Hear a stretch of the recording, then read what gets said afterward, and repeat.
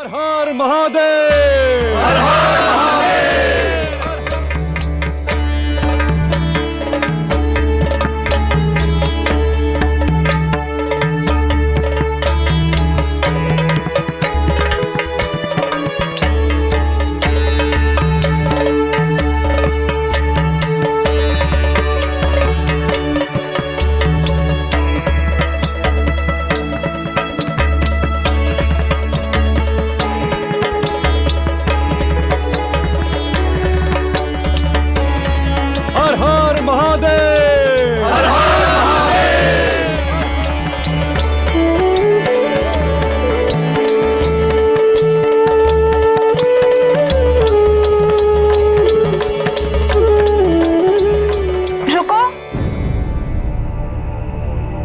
कृपया डोली रोको कहार।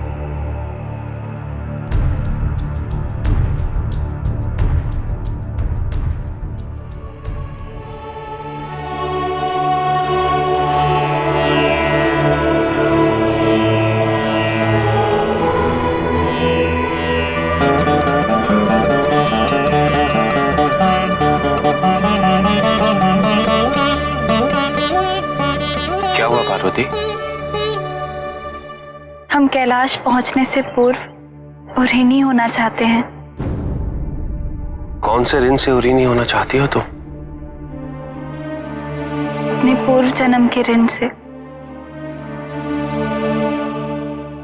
पिता दक्ष के ऋण से। इस विवाह के परिपूर्णता हेतु ये अति आवश्यक है।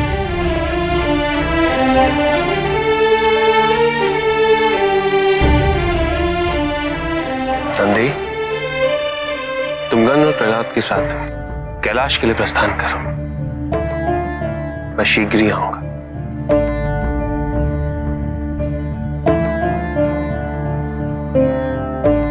और इसे अपने पास सुरक्षित रखो। जैसी आपकी आज्ञा प्रभु। हमें भी आपके और माता पार्वती के स्वागत सत्कार का प्रबंध करने का अवसर मिल जाएगा।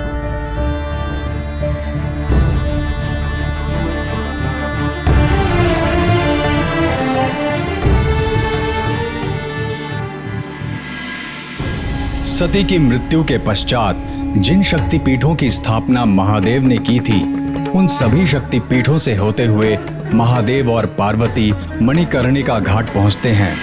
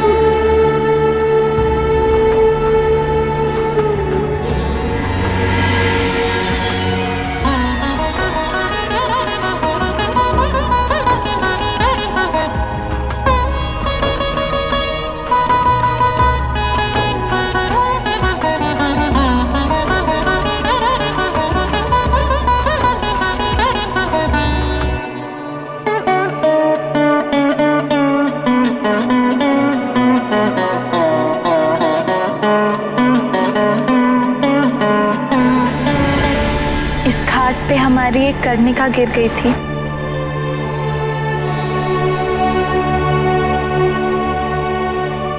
आज अपनी दूसरी कर्णिका अर्पित कर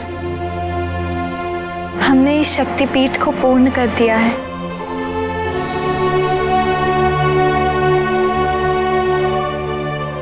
आज तक इस शक्तिपीठ पर पूजा अर्पित करने वालों को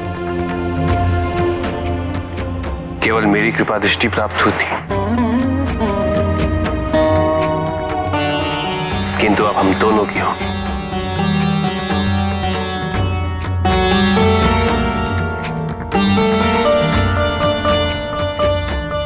सती,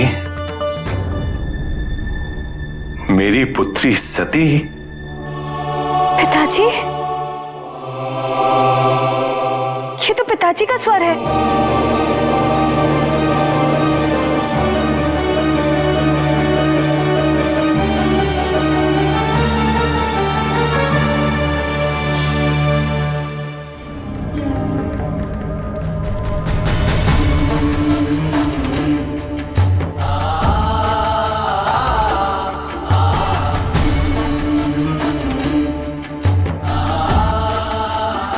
पिताजी,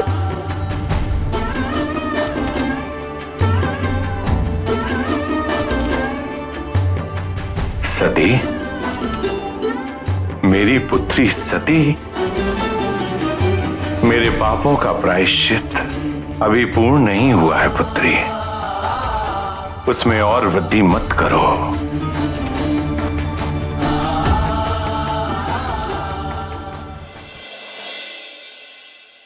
पार्वती,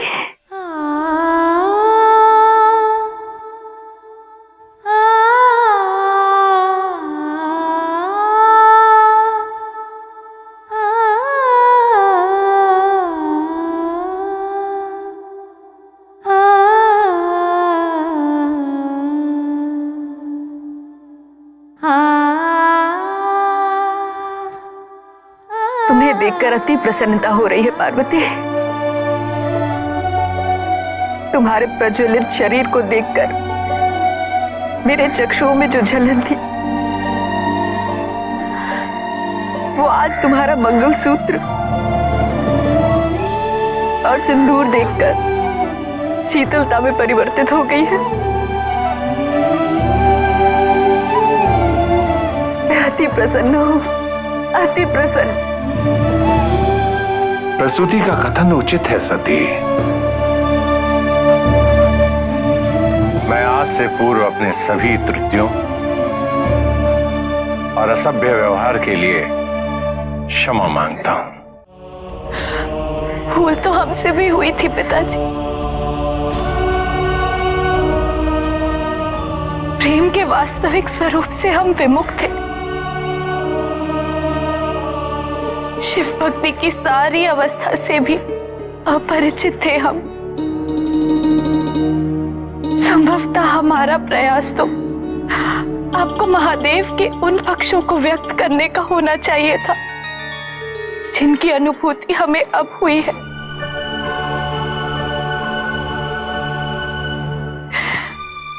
किंतु हम तो प्रेमांध होके केवल प्रेम आलाप का वर्णन ही करते रहे आप दोनों से। हमने भी तुम्हारे प्रेम को समझने का प्रयास नहीं किया पुत्री, परंतु अब शिव के बहुयामी स्वरूप को हम भली भांति समझ गए हैं। जिस पुत्री को मैंने सुहागन के रूप में आत्मदाह करते देखा था,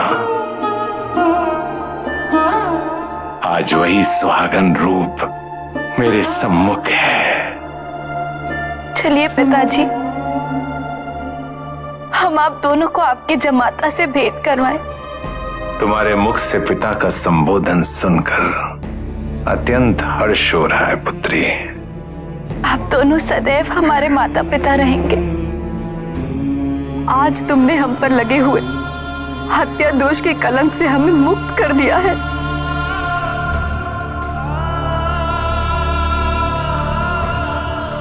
चलिए महादेव से मिलने। नहीं पुत्री नहीं, उनसे मिलने का दुस्साहस मैं नहीं कर सकता। कितना अपमानित किया है मैंने उनको। नहीं पिताजी,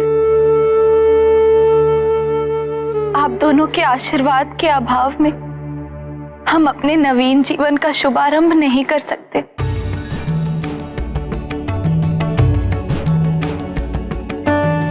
हमारे महादेव तो आशुतोष हैं। उनकी करुणा सर्वविदित है। वो आप दोनों को क्षमा कर आप दोनों को मुक्ति दिला देंगे।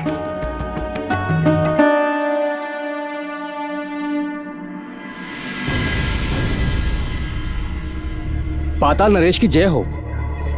असुरराज तारकासुर और असुर गुरु शुक्राचार्य पधार रहे हैं।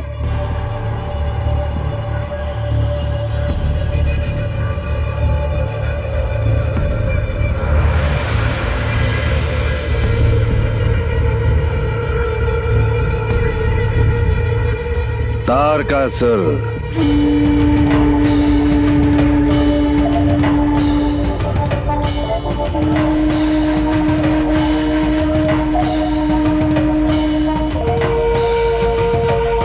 आपके नाम की तो बेहद ख्याति है। आप तो स्वर्ग पर आधिपत्य बनाए हुए हैं,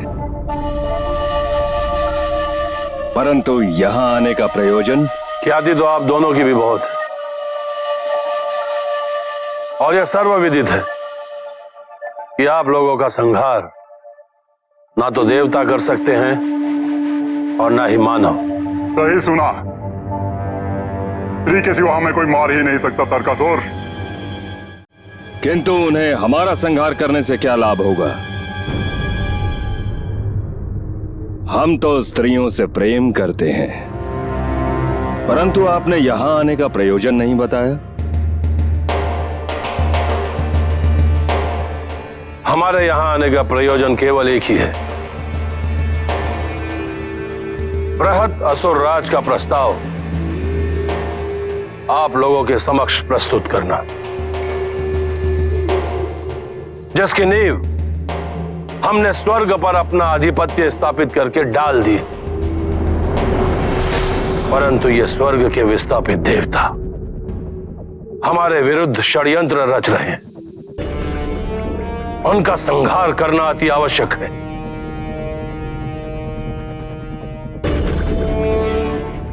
इस समय वो देवता शिव और पार्वती के विवाह में सम्मिलित होने के पश्चात ऋषि दधीचि के आश्रम में आश्रित है। वहीं उनका संहार कर देना चाहिए। पूरे ब्रह्मांड में केवल हम असुरों का राज होगा। इनके संहार हेतु तो आप स्वयं सक्षम हैं असुरराज। आप तो अजेय हैं। हाँ, हम अजय हैं, परंतु जो मार्ग प्रहस करते हैं उन्होंने ही मार्ग भ्रमित कर दिया। ये हमारे गुरुदेव शुक्राचार्य, इन्होंने महादेव को यह वचन दे दिया कि हम उस क्षेत्र में प्रवेश नहीं कर सकते।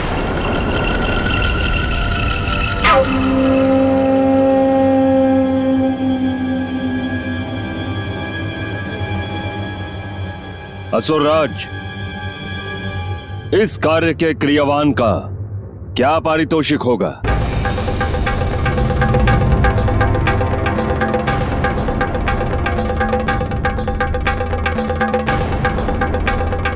स्वर्ग की आदि अप्सराएं।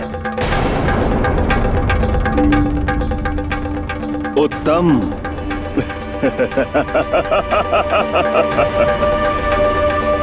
अति उत्तम। इस कार्य को करने के लिए हमारे सेनापति धूम्रलोचन ही पर्याप्त हैं।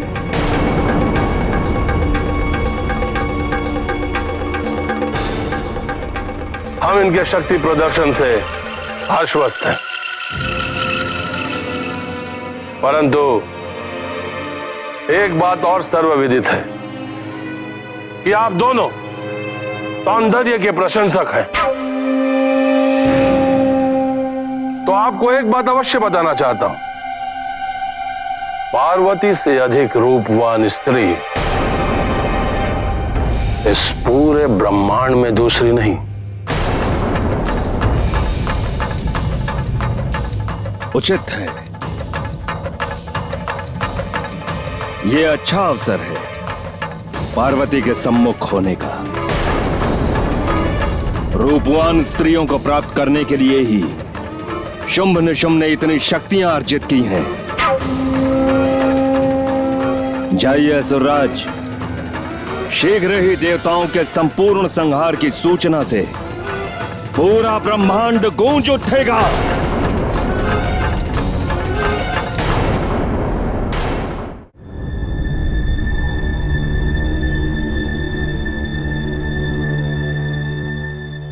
अपने दुष्कर्मों के कारण अब क्षमा प्रार्थी होने के अधिकार से भी वंचित हो चुका हूं मैं। किंतु आप तो देवों के देव महादेव हैं। आपकी महिमा अपरंपार है महादेव। आशुतोष, दया निदान, शत्रुओं को भी क्षमा करने वाले महादेव, आज मैं आपकी शरण में अपने पूर्व के अतिक्रम हेतु क्षमा प्रार्थी हूं। महादेव, संपूर्ण ब्रह्मांड के पापों का बोझ आप स्वयं सहन करते हैं। हर किसी के कष्ट का निवारण आप शीघ्र करते हैं। हे महादेव, आपकी उदारता, आपकी संपूर्णता का कोई उदाहरण नहीं।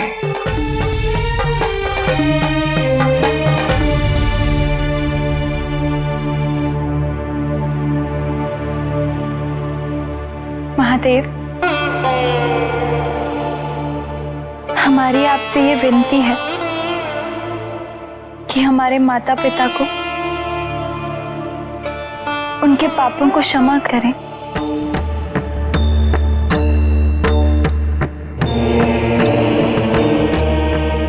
हे प्रभु, हम ये विनती आपके भगवान स्वरूप से कर रहे हैं, पति से नहीं। प्रभु, मैं आपके साथ अपनी पुत्री के आदि शक्ति रूप की पूजा अर्चना करना चाहता हूं।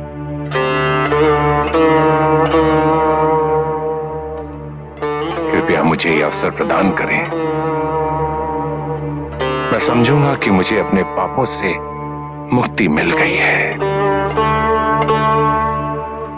कृपा करें प्रभु, इतनी दया और करें।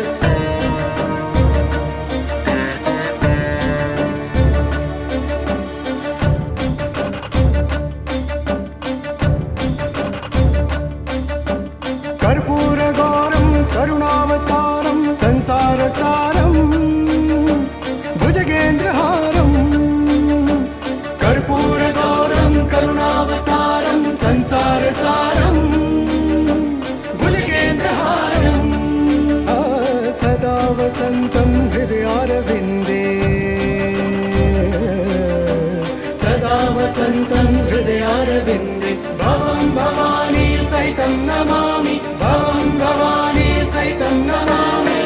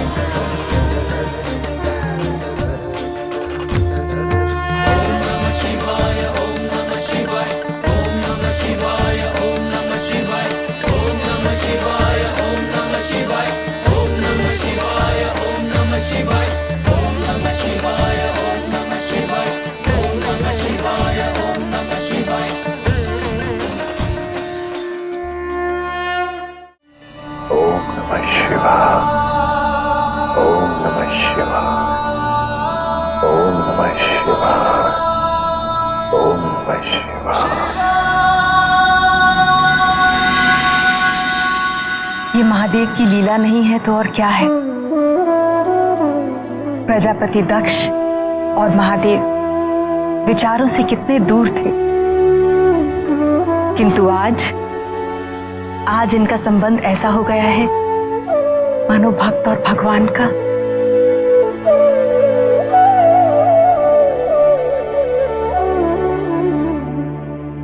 पूर्णतः सत्य कह रही है माँ।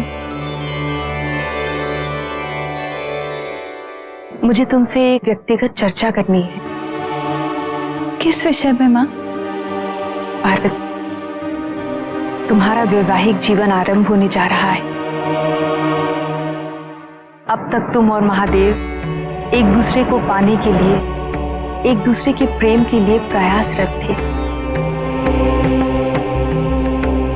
किंतु विवाह तभी सफल होता है जब उसके प्राकृतिक और मौलिक विशिष्टताओं को आप ग्रहण करते हैं।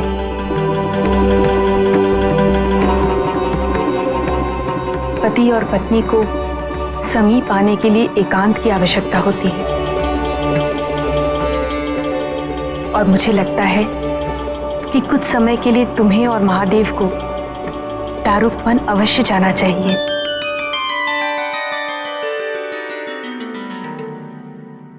तुम्हारे गृहस्थ जीवन की पूर्णता इसी में है पार्वती।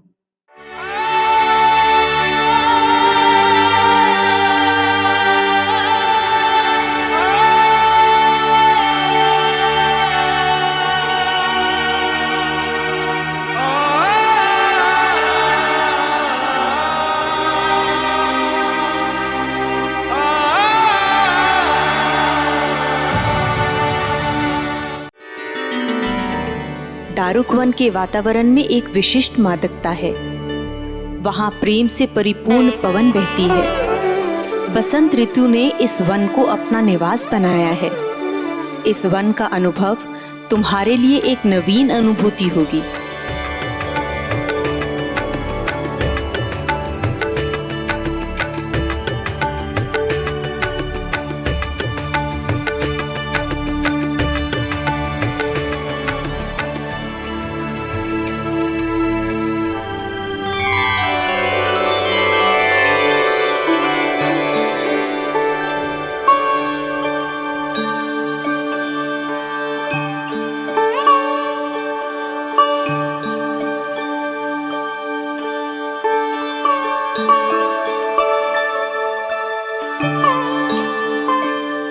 पुष्पों को देखिए स्वामी, कितने सुंदर है ना।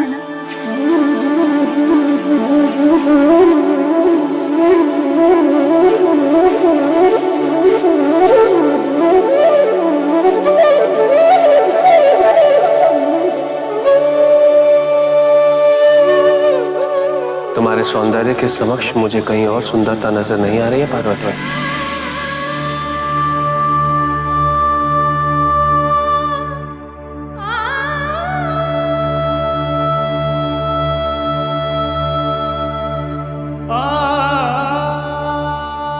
कैसा प्रेम है जो आपको प्राकृतिक सौंदर्य से विमुख कर दे।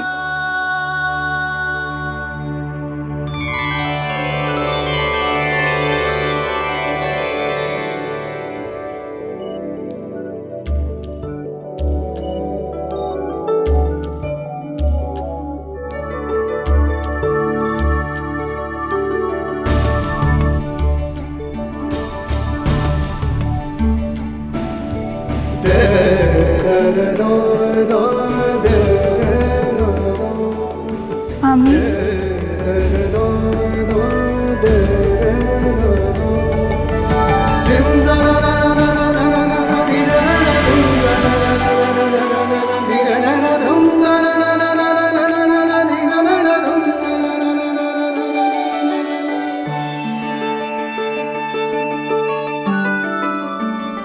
आप ऐसे ही सदैव भोलेनाथ रहेंगे ना?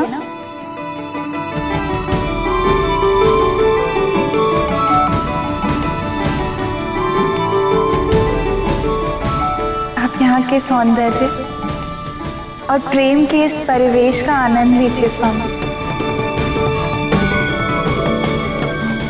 हम अभी आते हैं।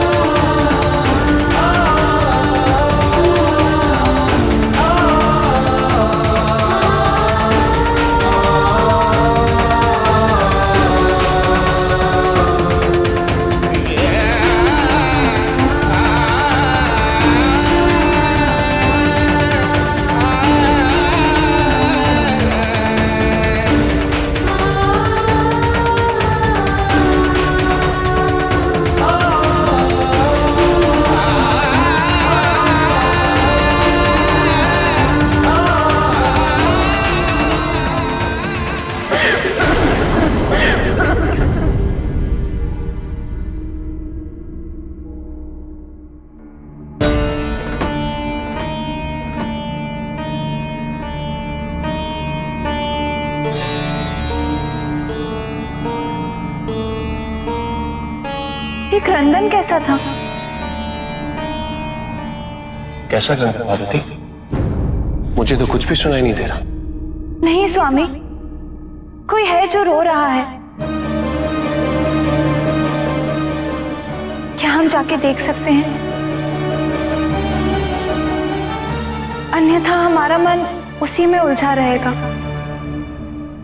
और उसके कारण हमारा मिलन संपन्न होना कठिन हो जाएगा।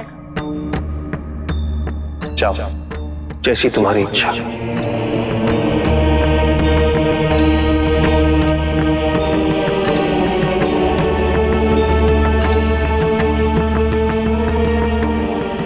जाओ पार्वती, स्वयं जाकर देख लो कि जिस मन में प्रेम तिरस्कृत हो, वहां प्रेम का संपूर्ण होना कठिन ही नहीं, असंभव है।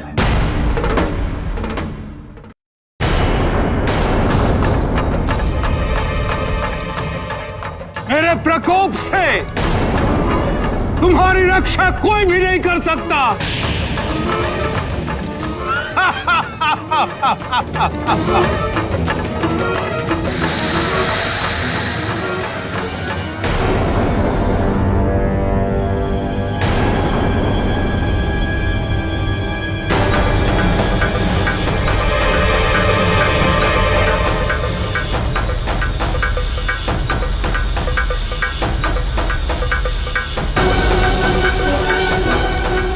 मुनिवर, रक्षा कीजिए आवाज। उनके भय से हम निढाल हो चुके हैं मुनिवर। कृपा कीजिए ऋषिवर, कृपा कीजिए। अब हम सबसे और नहीं सहन हो पा रहा है, कृपा कीजिए।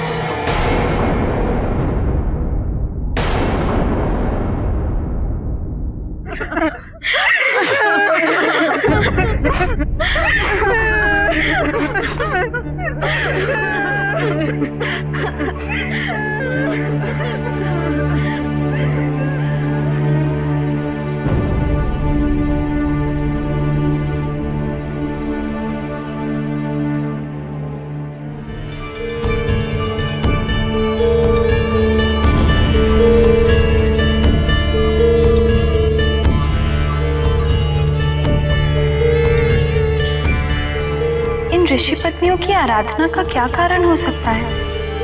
ये इन ऋषियों की पूजा क्यों कर रही हैं?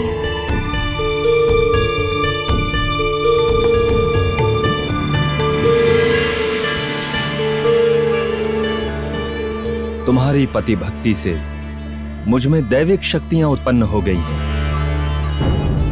केवल दारुक वन में ही नहीं, शीघ्र ही पूरे संसार में हम पूजनीय हो जाएंगे। ऋषिवर, ऋषिवर,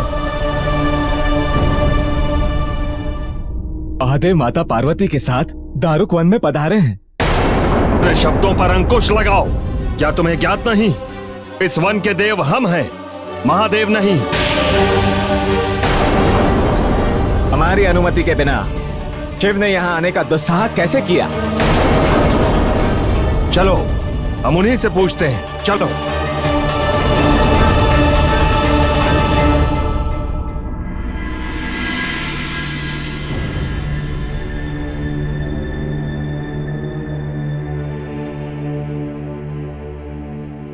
शुभ संध्या देवी, आपका परिचय? हम पार्वती हैं, महादेव की अर्धांगिनी।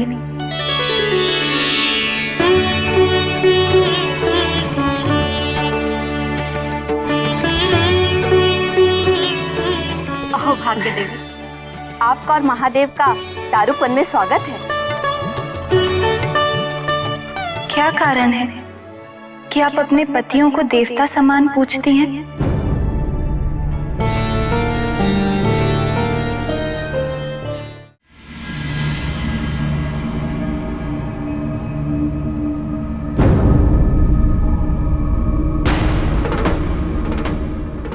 महादेव,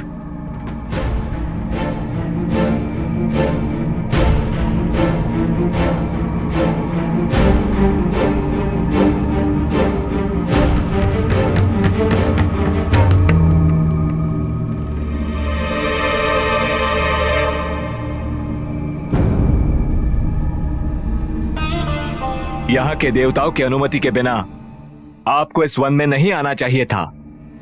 उचित है ऋषिवर, किंतु यहाँ के देवता हैं कौन? हम हैं।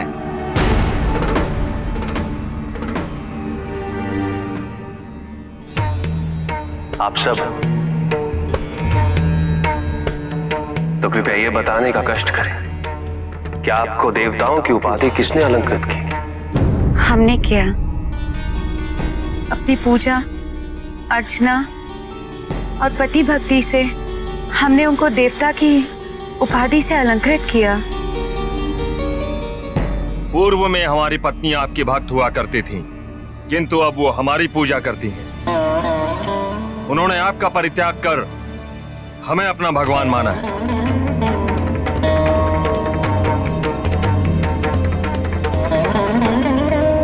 ऐसा नहीं है देवी। हम अपने पति की पूजा अपने पति प्रेम के कारण करते थे, किंतु हमारे पति इसे अन्यथा लेकर बहुत घमंडी और अहंकारी हो गए। उन्होंने स्वयं को ही भगवान मानना आरंभ कर दिया और अब हमारे पास उन्हें पूजने के सिवाय और कोई विकल्प नहीं है। हमारे द्वारा किसी भी ईश्वर या किसी भगवान की आराधना करना भी उन्हें स्वीकार नहीं है। किंतु सत्य तो ये है देवी कि हम सब मन ही मन महादेव के ही भक्त हैं। हम सब महादेव को ही अपना भगवान मानते हैं।